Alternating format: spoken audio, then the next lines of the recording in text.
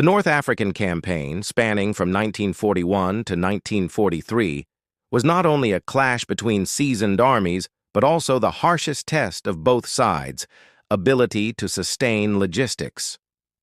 The Germans, under the command of Field Marshal Erwin Rommel, the Desert Fox, initially astonished the world with their lightning victories, daring flanking maneuvers, and remarkable mobility across the vast desert. Yet behind the glory of these triumphs, German soldiers endured extreme deprivation, especially when it came to food and nutrition. For an ordinary soldier, hunger was never just about an empty stomach. It meant physical exhaustion, simmering panic, and the constant fear of growing weaker while the enemy seemed well-fed. From the earliest months of the campaign, German units depended almost entirely on supply convoys stretching hundreds of kilometers across the desert. Every crate, every barrel of water, every bag of rations had to survive countless threats, from British bombers, ambushes by Australian and Indian troops, to sudden sandstorms that could bury entire convoys. The result was that food reaching the front lines was always desperately short. The rations for German troops in North Africa were meager. Bread, long a symbol of pride in German culinary culture, was reduced to dough mixed with sawdust to stretch the supply. Dry, hard, and barely edible, it still counted as the main dish of their daily meals. Vegetable soup was little more than watery broth with a few scraps of dried greens, sometimes with a turnip or sweet potato thrown in. Meat all but disappeared from the diet. Draft horses, once too weak to pull carts, often became the only source of protein. Veterans recalled days when they shared horse bones, gnawing for the last bits of marrow. Hunger was compounded by illness brought on by malnutrition.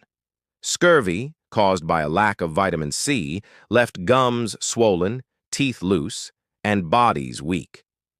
Many suffered from swelling in their legs, making movement difficult. Night blindness became widespread. When darkness fell, many soldiers could barely see, let alone fight. These conditions in the desert were more terrifying than bullets and bombs. They silently drained life away each day.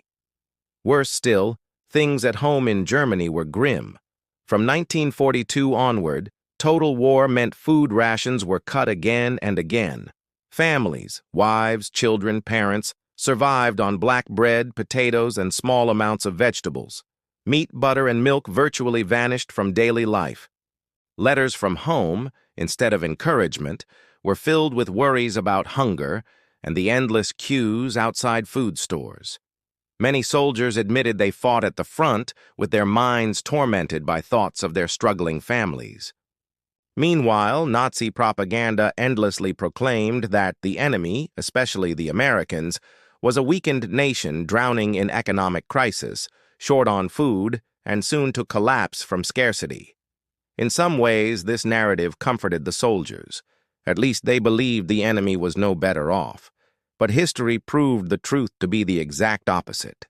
To understand the scale of deprivation, consider the contrast. At the same time, an American soldier received a K ration packed with canned meat, biscuits, chocolate, chewing gum, instant coffee, and even cigarettes. A German soldier, by comparison, had only a few slices of sawdust mixed black bread, watery soup, and perhaps a potato. This stark contrast foreshadowed the shock many German POWs would later experience upon capture and transfer to America. Beyond hunger, the harsh desert environment further broke German morale. Daytime temperatures soared to 50 degrees, while nights turned bitter cold. Drinking water was scarce, and when available, it was often dirty with sand or foul-smelling. Many had no choice but to drink from old fuel cans, reeking of gasoline, which led to digestive problems. Meals, instead of comfort, became just another ordeal to endure. A diary from a German soldier captured at El Alamein recorded, "We have forgotten the taste of meat, forgotten the color of fresh vegetables. The only thing we still know is the gnawing in our stomachs, the sound of it growling as we watched a comrade chew the last piece of dry bread." These words vividly reflected the suffering shared across the army. By the time of their defeat in Tunisia in 1943, tens of thousands of Germans fell into Allied hands. They were physically and mentally exhausted. Many staggered from malnutrition, their hands trembling from hunger. They expected little improvement in POW camps, at best scraps of dry bread and watery soup, perhaps even worse than at the front. They had no idea that soon they would face one of the greatest shocks of their lives, the shock of America as abundance. When the first groups of German prisoners of war set foot on American soil in 1943, they emerged from ship holds reeking of sweat, oil, and fear. During the long Atlantic crossing from North Africa, they had steeled themselves for a harsh existence. Cold barracks, meager rations, and contempt from the victors. In their minds, America was nothing more than a large but weak nation, a land with no long military tradition, and one that had only recently endured an economic depression. They believed that if even German soldiers, the pride of Europe, were reduced to eating sawdust mixed bread, then surely captivity in America would be even worse. But after their very first meal, that belief collapsed entirely. One of the most well-known early POW camps was Camp Hearn in Texas. There, German prisoners were led into a spacious dining hall with neat tables, clean trays, and an orderly atmosphere. When the food was served, they could hardly believe their eyes. Thick slices of beef, golden roast chicken, fresh green vegetables, soft white bread, and tall glasses of fresh milk. Some even received butter and fresh fruit, things they had not tasted in years. Their first reaction was suspicion. Whispering in German, they asked each other, "Is this a trap? What are they planning to do to us?" Many hesitated to eat, convinced that prisoners could only expect scraps, not full meals with meat and fresh produce. Yet when the tender beef touched their lips, when the rich taste of fresh milk slid down their parched throats, the walls of doubt crumbled instantly. One prisoner later recalled, "I burst into tears when I bit into my first apple. For 3 years I had eaten nothing sweet and juicy. While my family in Germany was starving, we, the defeated, were being fed like kings." The shock lay not only in the abundance, but in the presentation. The camp dining hall resembled an American school cafeteria, clean, orderly, and calm. There was no chaos, no shouting. For German soldiers long used to iron discipline and constant scarcity, it felt like stepping into another world. They soon realized that rations for POWs in America were set according to the Geneva Convention, and in fact, far exceeded its requirements. Each German prisoner received 3,000 to 3,500 calories per day, roughly equal to the diet of a U.S. soldier. Their meals included meat, fish, milk, fresh vegetables, fruit, and white bread. On special occasions, they were even served traditional German dishes to ease homesickness. This abundance was almost unbelievable compared to conditions back home. At that time, civilians in Germany subsisted on only 1,500, 1,800 calories per day, mostly from potatoes, black bread, and turnips. Meat and butter had virtually disappeared from markets. Children were malnourished, the elderly gaunt, and soldiers at the fronts in North Africa and the Soviet Union weakened from lack of food. Yet in distant America, captured enemies were being fed like guests at an overflowing banquet. And it wasn't just food. Many prisoners were given multivitamins, an unheard-of luxury in wartime Germany. Some who had suffered from scurvy for years recovered within weeks thanks to fresh produce and supplements. Mouth sores healed, gums stopped bleeding, and strength returned with startling speed. A few were even treated with penicillin, the revolutionary antibiotic still scarce in Germany. It became clear that America's superiority extended far beyond the battlefield. It encompassed science, medicine, and nutrition. Cultural shock also came from American habits. German POWs watched U.S. soldiers throw away untouched food, cuts of meat never touched by a knife, whole slices of soft bread, even unopened chocolate bars. To men who once treasured every crumb of stale bread, this wastefulness was staggering. Whispering among themselves, they remarked, In Germany, a family could survive a week on what they just tossed into the trash. All of this steadily dismantled the wall of belief that Nazi propaganda had built within them. They had been told that America was a colossus of clay, a greedy, weak nation on the brink of collapse. Yet before their very eyes, America proved to be not only free from hunger, but so abundant that even enemy prisoners dined as well as locals. Another prisoner remembered, "As I bit into a tender piece of beef, I thought of my wife and children in Hamburg. They were probably standing in line for a few potatoes. That thought made the meat in my mouth taste bitter." That paradox, eating well while their homeland starved, became a lasting spiritual wound for many. And yet, it was also the beginning of a new perception. Instead of a weak nation, America revealed itself as a land of prosperity, where mechanized agriculture produced surpluses, where modern medicine saved lives, and where humane treatment of prisoners was taken for granted. These impressions would deepen further when POWs were later sent to work outside the camps, witnessing firsthand America's vast agricultural and industrial might. But it all began with that first shock, the shock of a meal of meat, milk, vegetables, fruit, white bread, and chocolate, things that had once seemed like a distant dream in the barren deserts of North Africa. A single meal powerful enough to topple an entire system of beliefs built on years of propaganda. After the first days of being overwhelmed by meals filled with meat, milk, and fruit, German prisoners gradually realized that abundance in American camps was not some temporary miracle. It was part of everyday life, a reflection of the economic and agricultural strength of an entire nation. For men who had grown used to hunger, each meal in America was like a bitter lesson in the immense gap between two worlds. One of the things that astonished them most was the American waste of food. In the camp canteens, U.S. soldiers casually discarded leftovers. Even when the steak was untouched, the bread had only one bite taken out of it, or the chocolate bar was still wrapped.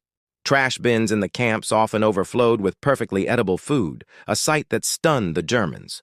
To them, a crust of bread in North Africa could save an entire squad. Here, food was tossed away like garbage.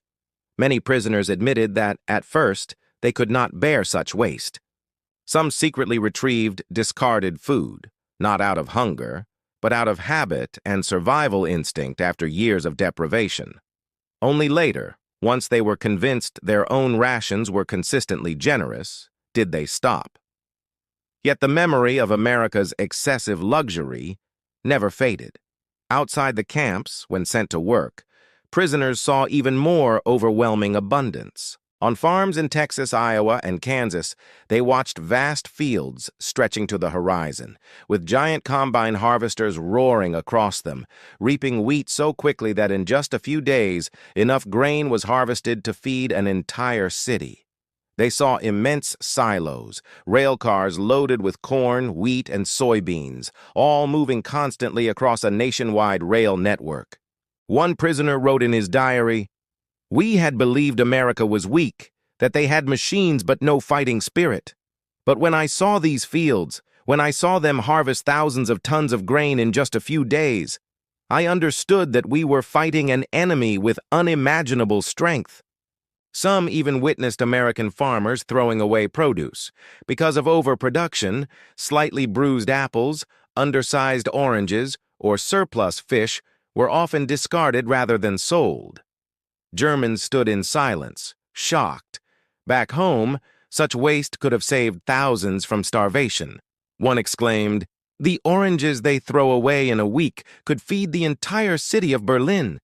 Within the camps, abundance showed itself not only in official meals, but in luxuries long forgotten in Germany.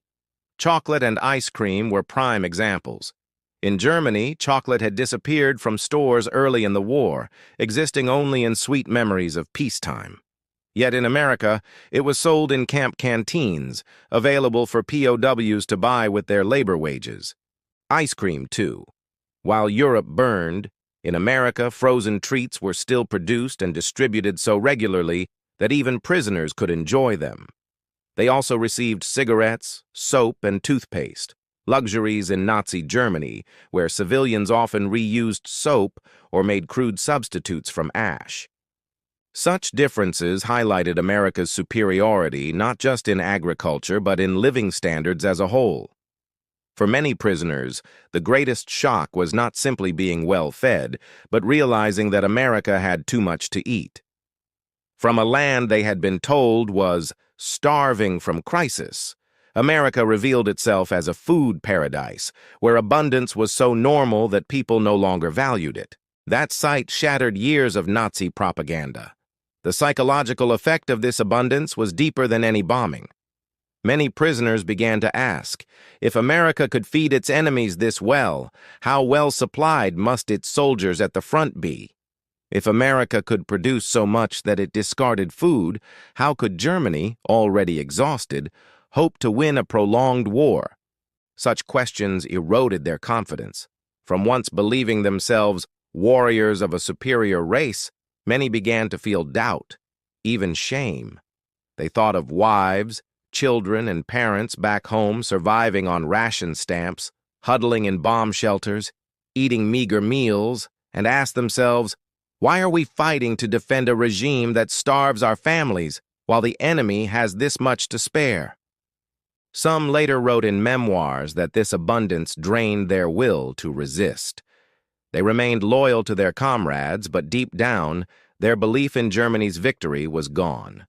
To them, military power was only the surface. America's economic might, logistics, and prosperity were what truly decided the war's outcome. When the war ended, the memory of this abundance lingered.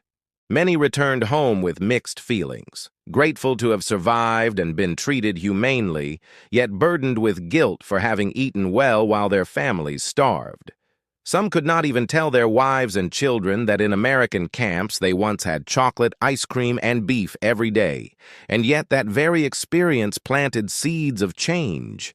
After the war, many former POWs became pioneers in bringing what they had seen in America, mechanized farming, improved nutrition, modern practices, into the rebuilding of Germany. In other words, the abundance they had witnessed was not only a psychological shock but also a valuable lesson, one that later helped guide Germany toward recovery and a new path forward. If the daily rations had already overwhelmed German prisoners with abundance, then the camp store took them from astonishment to near disbelief. For men who had lived in wartime Germany, where everything was rationed, where shop shelves stood bare save for jars of pickles, hard black bread and a few root-based coffee substitutes, stepping into a store inside a prisoner of war camp felt like walking into another world. The Americans called it the canteen or camp store, a small shop for soldiers and even prisoners, where both essentials and luxuries were available. Most strikingly, prisoners could use wages earned from farm work, lumber mills, or construction sites to purchase goods. The moment the store opened, long lines of prisoners crowded outside, eyes shining like children at their first fare. On the shelves, they saw Camel, Lucky Strike, and Chesterfield cigarettes, packs of mint-scented chewing gum, and Hershey's chocolate bars they had only ever heard American soldiers talk about. Some camps even sold beer or Coca-Cola, a symbol of unthinkable luxury to German eyes. One former prisoner later wrote in his memoir, "When I first saw a can of Coca-Cola in the camp store, I stood frozen. I had heard of it, but never believed I could touch one, and yet here, where I was the defeated, it lay on a shelf, only a few cents away." The store offered more than food and drink: fragrant soap, shaving cream, toothbrushes and Colgate toothpaste, pencils, writing paper, even old magazines. Such seemingly ordinary items carried immense emotional weight. They made prisoners feel treated as human beings, not merely as discarded instruments of war. Cigarettes, in particular, became the camp's underground currency. A pack could be traded for a loaf of bread or even small services like laundry. Non-smokers often sold their cigarettes to save for other goods. From this practice, a prisoner economy emerged, with the store at its center, functioning almost like a marketplace. The store's very existence sparked uneasy questions. Why would the enemy give us luxuries like these? Is this war or some kind of subsidized outing? Some suspected psychological warfare, that Americans wanted to break their will. But over time, they realized it was simply how American society functioned, a society so wealthy that even prisoners shared in its surplus. In Germany, the idea of a store filled with goods had vanished by 1940. Civilians queued for hours to receive a few hundred grams of butter or a small cut of meat. Children grew up deprived, never tasting real chocolate. Yet in a prison camp in Kansas, a German captive could smoke Camel, nibble Hershey's, and read an American newspaper, all with money he had earned. A mix of humiliation and wonder flooded them. Humiliation at realizing that their own nation, once hailed as Europe's leading power, could not feed its people. Wonder at discovering a distant country across the ocean capable of making luxuries seem ordinary. Many prisoners later admitted that the camp store transformed their view of Americans. Nazi propaganda had painted them as weak mercenaries, greedy and soft. But in reality, when they saw American soldiers casually buy boxes of cookies or crates of Coke and then share them with prisoners, they understood this was more than an enemy. It was a society strong enough to give freely, even to its foes. The goods themselves became a window onto the world. Through old issues of Life or Time, prisoners saw glowing American cities, families gathered around tables laden with turkey and cakes, shiny cars cruising down broad highways. For men taught that New York or Chicago were decadent capitalist slums, it was a cultural shock so great that many asked themselves, if this is decadence, what exactly are we defending in Europe? The camp store also created a tiny pocket of freedom. Here, prisoners regained the right to choose, a right stripped away the moment they donned the uniform of the Reich. Choosing which cigarettes to buy, whether to purchase chocolate or chewing gum, whether to write a letter or read a magazine, these small acts restored a sense of dignity. Even in captivity, they felt a measure of control over their lives. Some even called the store a little paradise amid their imprisonment. It provided not just material goods, but a glimpse of life inside another society, the society of their enemy, but one they increasingly came to admire. Yet admiration often came with pain. Each chocolate bar reminded them of children back home who had never tasted one. Each Camel cigarette called to mind an aging father in Berlin puffing scraps of tobacco rolled in newspaper. Each American magazine, with pictures of bright city lights, made them think of Hamburg or Dresden reduced to rubble. The camp store, in its way, became a symbol of defeat. It revealed truths no Nazi propaganda could conceal.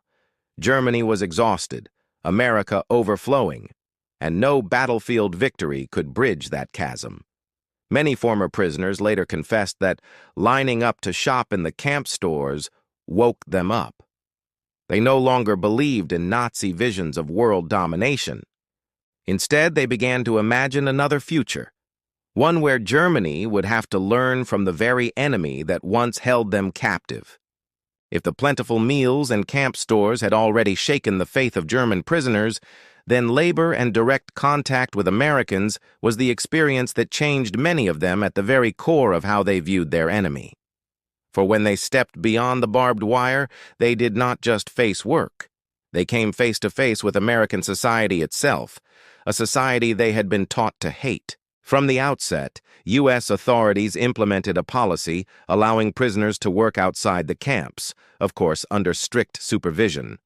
They were divided into small groups, escorted by guards and sent to farms, lumber mills, food processing plants, or construction sites.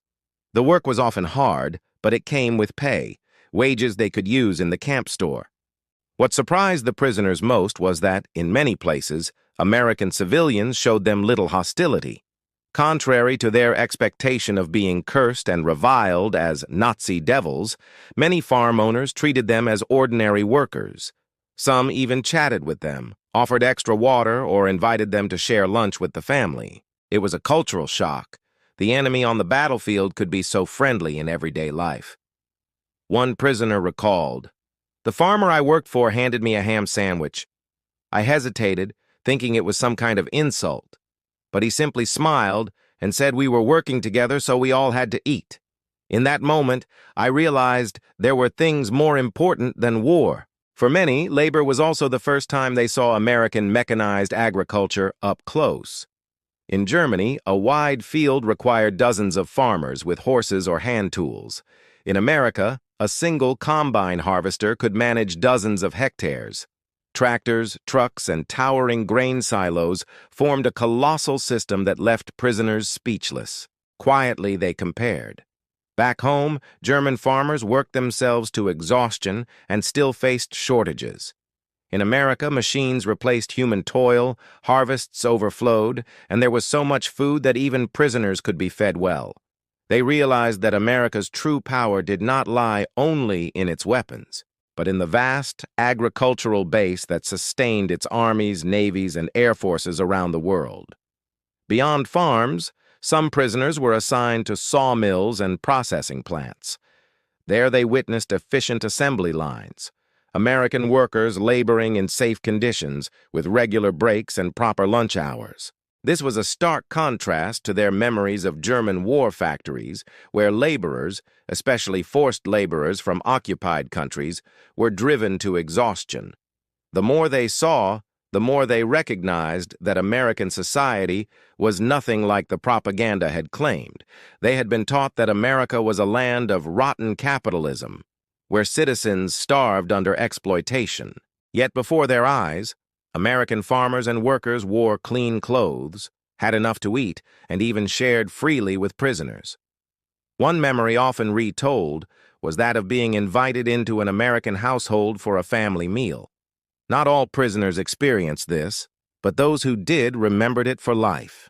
They sat around a wooden table with roast chicken, mashed potatoes, and apple pie before them, dishes they had only dreamed of. More important than the food was the treatment. They were received as guests, not as enemies. Children gazed at them curiously, while adults asked about their families back in Germany. One prisoner wrote in his memoir, "That day I felt both shame and gratitude. Shame, because I had once believed Americans were barbarians to be exterminated. Gratitude, because in the midst of war, they still treated me as a human being." These small experiences created profound change.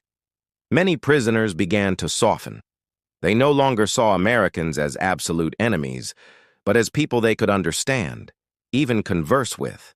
The blind hatred instilled by Nazi propaganda was gradually replaced by curiosity and sometimes admiration. Some even began learning English from locals or guards. They scribbled vocabulary on scraps of paper, practiced pronunciation, and tried it out in conversation. This not only made daily life easier, but planted seeds for the future. Many would later return to America to settle, their memories of these workdays becoming a bridge to a new life. Of course, not all accepted this easily. Some prisoners clung to arrogance, refused to work, or dismissed American friendliness as a trick. But such men grew fewer with time, for reality was undeniable. Their enemy treated them better than the German government had treated its own people. Work brought another benefit, a sense of purpose. Inside the camp, prisoners often sank into emptiness, without direction. But when working, they felt useful again, producing something tangible, whether picking corn or sawing timber. Some even viewed it as a chance at atonement, a way to reconnect with life after the war. The deepest lesson they drew from labor was ideological. In Germany, people were treated as tools of the war machine. In America, even prisoners were paid for their work. In Germany, scarcity and deprivation ruled daily life. In America, machines freed human effort, creating abundance, and people could enjoy the fruits of it. Many began to ask themselves, what exactly have we been fighting for? We sacrificed to protect a regime that starved even its own citizens, while the enemy treated us better than our own government did. The question haunted them through captivity and planted the seeds of change once the war was over. When they returned home, countless former prisoners still remembered those workdays vividly. They remembered the roar of American harvesters, the taste of apple pie at a farmer's table, the firm handshake of a man who had once been an enemy. These were not just memories, but living proof of the gulf between two worlds. For many German prisoners of war, the years spent in American camps were not merely a time of captivity, but also an inner journey filled with turmoil. From the abundant meals and the camp canteens to the labor assignments and encounters with ordinary Americans, each experience gradually dismantled the wall of propaganda that the Nazi regime had built within them. This collapse did not erupt like a bomb, but unfolded quietly, steadily, with a destructive power greater than any weapon. When they first entered the camps, many prisoners still clung tightly to Hitler's lies. They believed Germany was the strongest nation on earth, that America was merely a giant with feet of clay, adept with machines but weak in spirit. They believed Germany was fighting to defend Europe against the decay of capitalism and Judaism. Yet day by day that belief wavered and eventually crumbled. One of the most devastating blows to their mindset was the sheer abundance of America. When they saw U.S. soldiers throw away leftover food, when they saw camp canteens packed with chocolate and cigarettes, and when they witnessed vast fields harvested by massive machines, they realized everything they had believed was an illusion. The Reich they fought to defend was running out of grain, while the enemy had enough to feed millions of prisoners. The starkest contrast came when they compared their own lives to their families back home. While they ate their fill, smoked American cigarettes, even tasted ice cream, their wives and children in Berlin, Hamburg, or Dresden huddled in bomb shelters, surviving on meager rations. Some broke down in tears after receiving letters from home.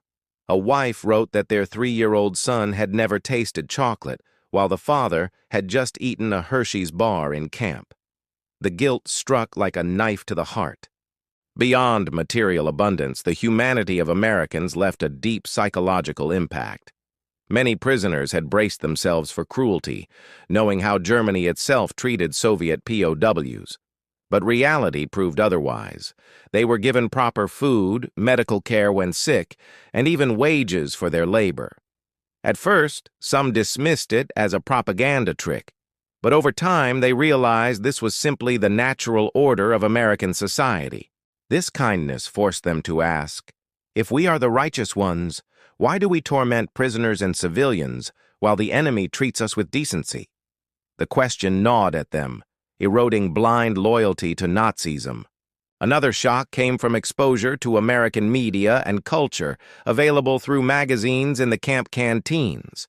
Images of glowing cities, families gathered around lavish meals, cars speeding down wide highways, stood in stark contrast to the bomb-ravaged streets of Europe. These pages opened a door to another world, forcing them to admit that the so-called decadence of capitalism was nothing but a lie. All of this created a process of propaganda detox. In Germany, they had been suffocated by slogans and Goebbels' fiery speeches. In America, it was everyday life, the white bread, the Coca-Cola, the roaring combine harvester, that became the most powerful proof. No lectures were needed, reality spoke louder than words. The collapse of belief did not happen all at once, but quietly within each individual. For some, it took months. For others, years. Yet almost all experienced a crisis of identity. Once proud as warriors of a master race, they now saw themselves as defeated men, sustained by the enemy's abundance. The shame was painful, but also enlightening. One prisoner later wrote in his memoir, "On those long nights in the camp, I lay awake asking myself, everything we sacrificed, everything we fought for, what was it really for? In the end, we became living proof that Hitler had deceived an entire nation." For many, the POW camp became not a prison, but a classroom of thought. They learned English, read American newspapers, interacted with locals, and widened their horizons. When they returned to Germany, they carried not just memories, but a new set of values. Some even became pioneers of post-war reconstruction, drawing inspiration from what they had witnessed in America, from social organization to agricultural mechanization. Ironically, it was American generosity and abundance that proved more powerful than bombs.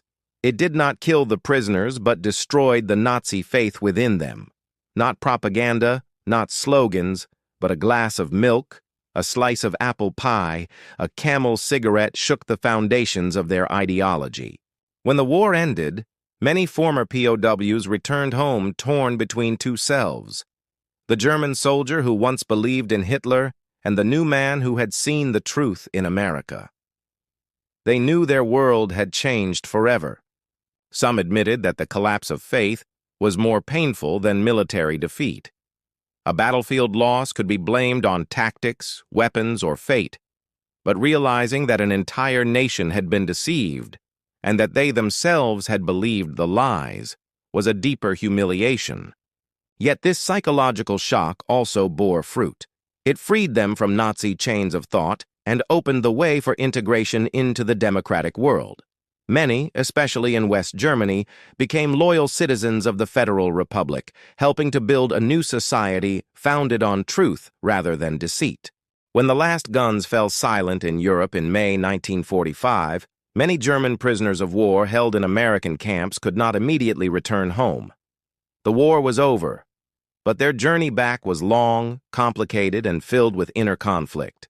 Men who had once been soldiers, who had staked their lives on Hitler's thousand-year Reich, were now returning to a shattered homeland, broken families, and, above all, the haunting memories of their years in American captivity.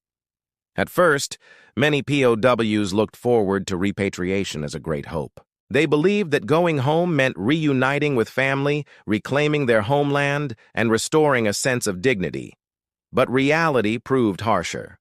When they set foot back in Germany, what awaited them was not the powerful nation they remembered, but ruined cities, rubble-strewn streets, burned-out houses, and people gaunt from hunger. Berlin, Hamburg, Dresden, all reduced to ashes. For many former prisoners, the contrast between life in an American camp and life in Germany became an unbearable obsession. In America, they had eaten their fill, smoked cigarettes, and been treated with humanity. In Germany, their wives and children had survived on pitiful rations, scavenging rotten potatoes from the earth. The stark difference left many consumed by guilt, the guilt of having lived better in the camps of the enemy while their families suffered at home. Some later recalled that upon returning they dared not speak of life in America. To admit they had eaten white bread, drunk milk, or even enjoyed ice cream would have been like rubbing salt in their family's wounds. One former POW confessed, "We kept silent not out of fear, but out of shame. How could we tell them that we had lived like human beings, while our wives and children lived like ghosts?" Worsening the pain was the political reality of post-war Germany. The nation was no longer unified or sovereign, but divided into 4 occupation zones: American, British, French, and Soviet. For many returnees, this political fracture was more shocking than the physical destruction. They had already lost their faith in Nazism, and now they faced a Germany where every old value had collapsed. Those who returned to the Soviet zone suffered even more. They were viewed with suspicion, closely monitored, and often mistrusted because they had spent years in American camps and were thought to carry Western ideas. Another wound came from how German society saw its returning POWs. In the eyes of many, they were not heroes but losers. They were not welcomed with pride but met with silence. In some places, they were even seen as men who had been lucky to survive, while millions of others had perished on the battlefield or in Soviet captivity. The shadow of defeat hung over them, turning former soldiers into mute citizens in a broken society. Yet in that silence, memories of American captivity became a private, unspoken treasure. Years later, as Germany recovered, many former POWs slowly began to share their stories. They recalled endless cornfields, trucks laden with food, evenings listening to jazz over camp loudspeakers. They remembered American guards laughing easily, without the bitterness of eternal enemies. These memories formed a kind of parallel world, so unlike the misery of home. For some, their time in America became a turning point. When West Germany emerged, many former POWs adapted quickly to its democratic society and market economy. They had seen with their own eyes the prosperity of America, and they understood that Germany's future lay not in extremism or dictatorship, but in freedom and technology. Some became engineers, teachers, entrepreneurs, carrying lessons from America into the Wirtschaftswunder, the economic miracle of the 1950s and 1960s. For those who returned to East Germany under Soviet rule, however, memories of America became a dangerous burden. They could not speak of abundance or humanity in the camps, for such stories contradicted communist propaganda. To admit them risked being branded as Americanized. Thus, tales of chocolate, Camel cigarettes, or combine harvesters survived only in whispers, passed among former prisoners. What stands out is that despite pain, silence, and shame, most POWs carried with them a profound memory of kindness. Not grand acts, not military feats, but small human gestures, a piece of bread shared, an American doctor's devoted care, a friendly smile. These fragments softened hatred and helped create a generation of Germans ready for reconciliation. One former prisoner wrote, "I cannot hate America because it was there I relearned what it meant to live as a human being. I returned to Germany with two burdens, the pain of defeat and the lesson of humanity. That lesson saved me from bitterness and allowed me to raise my children in peace." And perhaps that was the deepest meaning of their years in American captivity. It was not merely a period of imprisonment, but a school of humanity and freedom. Those unforgettable memories, whether painful or sweet, helped shape an entire post-war generation, one no longer blinded by lies, but aware of the value of truth, abundance, and compassion. Looking back at the experiences of the hundreds of thousands of German prisoners of war held in the United States during World War II, we see not just a side note in history, but an essential piece in understanding how an entire nation transformed after the conflict. What they went through, from the initial shock of entering the camps to the unimaginable abundance and humane treatment, and finally the journey home, left a lasting legacy not only for Germany itself, but also for international relations in the 20th century. First and foremost, these experiences stand as living proof of the power of soft power. The United States did not defeat Germany solely with bombs, battleships, and tanks, but also with abundance and humanity. When a German soldier, raised on propaganda about the decadence of the West, was handed white bread, fresh milk, free Camel cigarettes, and medical treatment from an American doctor, the entire edifice of Nazi propaganda crumbled. Without a single speech, reality itself became the most compelling evidence. In a sense, American POW camps turned into the most effective re-education tool no one had foreseen. While Nazi Germany used prisons and concentration camps to instill fear, the Americans unintentionally used POW camps to plant seeds of doubt and awakening. Many former prisoners later admitted that it was precisely their years in America that freed them from the shadow of Nazi ideology, preparing them to become citizens ready to help build a democratic society upon returning home. This legacy became even clearer during the Cold War. When Germany was divided, the memories of those who had lived in America created an invisible bridge between West Germany and the United States. These were men who had seen firsthand the difference between a prosperous democratic society and a totalitarian regime sustained by propaganda. They helped strengthen West Germans' trust in the path of a market economy and alliance with the West. In this sense, the years spent in American camps indirectly became part of the foundation for the creation of the Federal Republic of Germany and the later economic miracle. But the legacy was not only political, it was deeply human and moral. America humane treatment of POWs, while Germany had inflicted brutality on millions of Soviet prisoners and civilians, was a powerful testament to the value of humanity even amid war. It showed that treating the enemy with dignity and compassion is not only a legal obligation under the Geneva Conventions, but can also become a strategic weapon, shaking the spiritual foundations of the adversary. Another lesson is this: war is not decided only on the battlefield, but also in the minds of men. The German army could fight bravely, its weapons could be sophisticated, but once belief in the meaning of the war collapsed, that strength dissolved as well. America triumphed not just because of industrial superiority, but because it proved to each prisoner that its social model was superior. It was a victory in hearts and minds, a victory far more enduring than any battle. At the same time, the memories of German POWs remind us of the complexity of human beings in war. They were no longer faceless enemies, but flesh-and-blood individuals, with fears, hopes, and sleepless nights weighed down by shame. In their memories, Americans were not demons, but young soldiers who sometimes shared a cigarette or a smile. This recognition helped them, and later the German people as a whole, emerge from the abyss of hatred toward reconciliation. Another striking element is the long silence about these camp experiences.